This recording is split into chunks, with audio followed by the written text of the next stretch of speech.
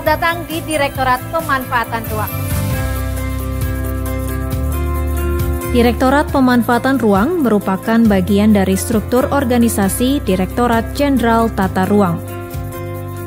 Lalu, apa tugas dari Direktorat Pemanfaatan Ruang?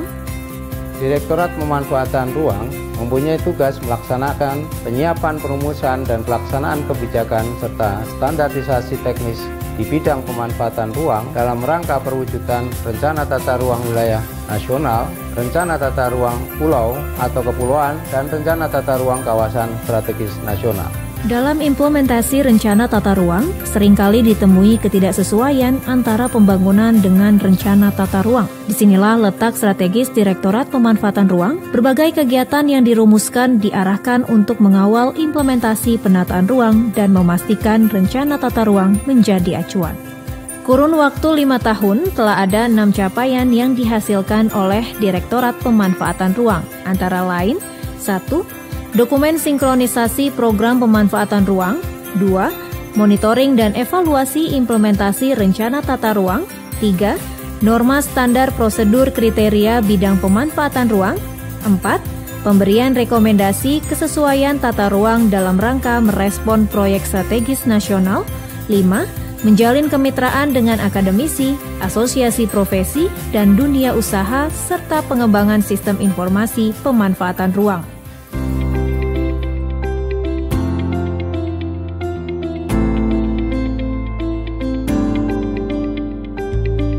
Sangat penting karena di situ kami bisa melihat apakah pembangunan itu sudah sesuai dengan kebijakan dari ATR sendiri dan juga apakah sudah sinkron dengan kebijakan dari perhubungan dan ATR. Jadi jangan sampai nanti kalau kita sudah bangun dengan biaya besar atau dengan waktu yang lama itu tidak dapat dimanfaatkan atau nanti bisa berubah fungsi. Dokumen sinkronisasi program pemanfaatan ruang atau yang sering disebut dengan DOKTEK merupakan upaya sinkronisasi rencana tata ruang dan juga rencana pembangunan sebagai bahan masukan dalam penyusunan RPJMN dan RKP. Dokumen teknis tersebut antara lain DOKTEK Jangka Menengah Prima Barata dan DOKTEK Jangka Tahunan Prita Barata. Dokumen sinkronisasi program pemanfaatan ruang tersebut digunakan dalam forum Musren Bangnas. Dalam forum tersebut, Direktorat Pemanfaatan Ruang mempunyai peran sebagai pembina tata ruang, bertanggung jawab melakukan cross-check kegiatan yang diusulkan oleh kementerian atau lembaga.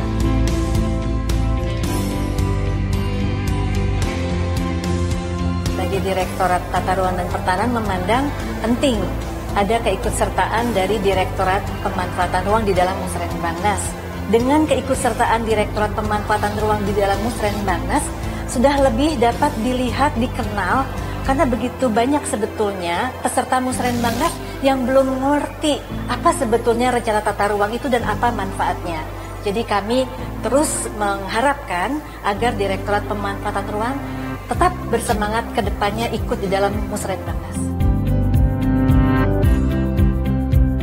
Direktorat Pemanfaatan Ruang selama ini selalu hadir dan aktif di dalam Rakortekbang. Dalam hal ini saya harus mengapresiasi kehadiran dan keaktifan tersebut. Kehadiran Direktorat Pemanfaatan Ruang telah memberikan warna tersendiri bagi kami, terutama di dalam memastikan usulan program dan kegiatan pemerintah daerah sehingga selaras dengan rencana tata ruang dan program strategis nasional yang telah ditetapkan oleh Presiden.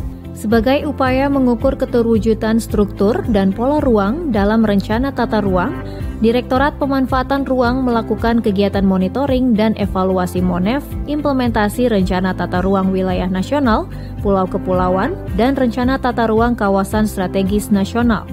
Hasil rekomendasi Rencana Tata Ruang dipergunakan sebagai rujukan peninjauan kembali Rencana Tata Ruang Wilayah Nasional, Rencana Tata Ruang Pulau Kepulauan, dan Rencana Tata Ruang Kawasan Strategis Nasional.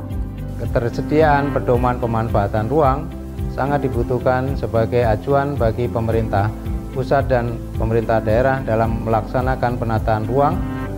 Dalam kurun waktu 5 tahun, Direktorat Pemanfaatan Ruang telah menyelesaikan 8 materi teknis, 17 draft final pedoman, dan 2 permen ATR.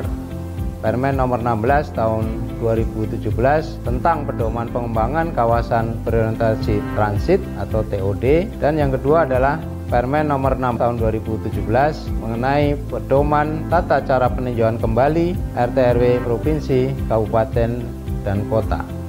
Dalam rangka pelaksanaan proyek strategis nasional, Direktorat Pemanfaatan Ruang telah banyak membantu Kementerian Agraria dan Tata Ruang dalam menerbitkan banyak surat rekomendasi kesesuaian tata ruang sebagai prasyarat untuk penerbitan izin pemanfaatan ruang bagi proyek strategis nasional tersebut.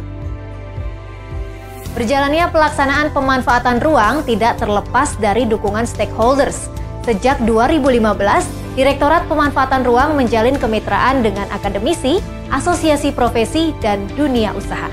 Terjalinnya kemitraan yang kuat antara pemerintah dan masyarakat diharapkan penataan ruang dapat terlaksana dengan baik. Sebagai bentuk penyebarluasan informasi pemanfaatan ruang secara digital, Direktorat Pemanfaatan Ruang telah mengembangkan sistem informasi pemanfaatan ruang Sifataru melalui 4 modul, yakni modul database indikasi program, modul dokumen teknis, modul monitoring evaluasi rencana tata ruang, dan modul peta pemanfaatan ruang. Dengan mengusung konsep website yang user-friendly melalui situs sifataru.atrbpn.go.id. Harapannya informasi yang disajikan dalam Sifataru mudah dijangkau oleh masyarakat dalam rangka transparansi publik.